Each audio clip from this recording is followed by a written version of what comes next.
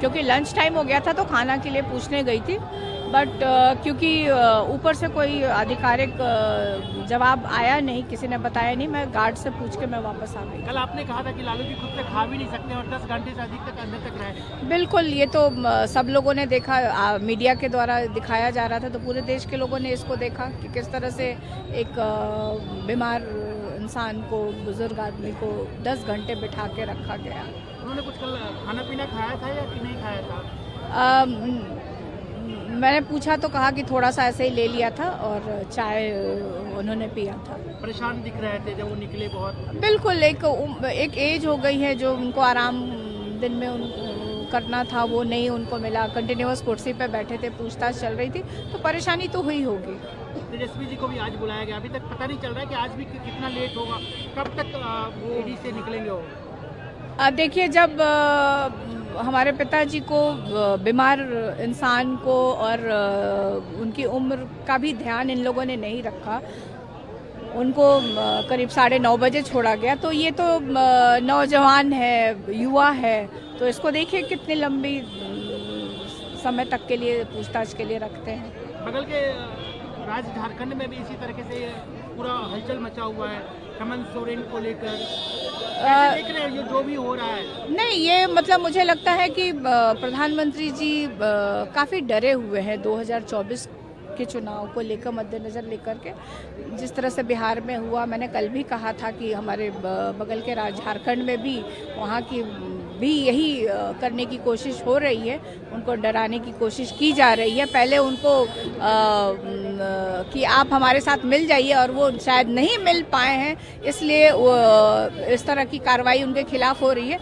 और एक जनता का चुना हुआ मुख्यमंत्री, और उसने समय दिया था कि मैं 29 से लेकर के 31 तारीख के बीच में मैं हाजिर हो जाऊंगा, और जिस तरह से उनके घर पे रेड किया गया और जो भी हुई, खैर ये तो आ गए हैं, बिल्कुल आ गए हैं, और वो जरूर जाएंगे। मतलब कहाँ जाएंगे, वो बिल्कुल जाएंगे। वो एजेंसी अगर बुलाई है तो वो जो समय होगा उस पर उनकी कोई मजबूरी रही होगी, वो जरूर जाएंगे पूछताछ के लिए। क्या लग रहा है कि आप लोग इससे डर जाएंगे? देखिए, ये एक शुरुआत है। मैंने कहा कि जिस तरह से 2024 को लेकर के हमारे देश के प्रधानमंत्री जी डरे हुए हैं, और देश के जितनी भी विपक्ष पार्टियां हैं, दल है, उनके नेताओं को इसी तरह से डराने की कोशिश की जा रही है, लेकिन हम लोग डरने वाले नहीं हैं, और देश की जनता इसको बहुत अच्छे से, बारीकी से देख रही है, और इसका खामियाजा मुझे लगता है कि भारतीय जनता पार्टी को, और ख़ास तौर पे प्रधानमंत्री को 2024 में भुगतना पड़ेगा।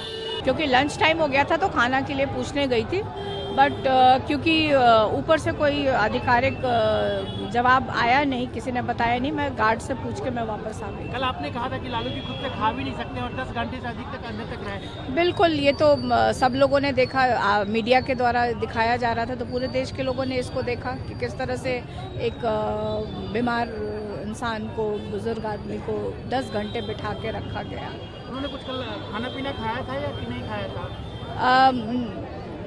मैंने पूछा तो कहा कि थोड़ा सा ऐसे ही ले लिया था और चाय उन्होंने पिया था। परेशान दिख रहे थे जब वो निकले बहुत। बिल्कुल, एक एज हो गई है जो उनको आराम दिन में करना था, वो नहीं उनको मिला। कंटिन्यूअस कुर्सी पे बैठे थे, पूछताछ चल रही थी, तो परेशानी तो हुई होगी।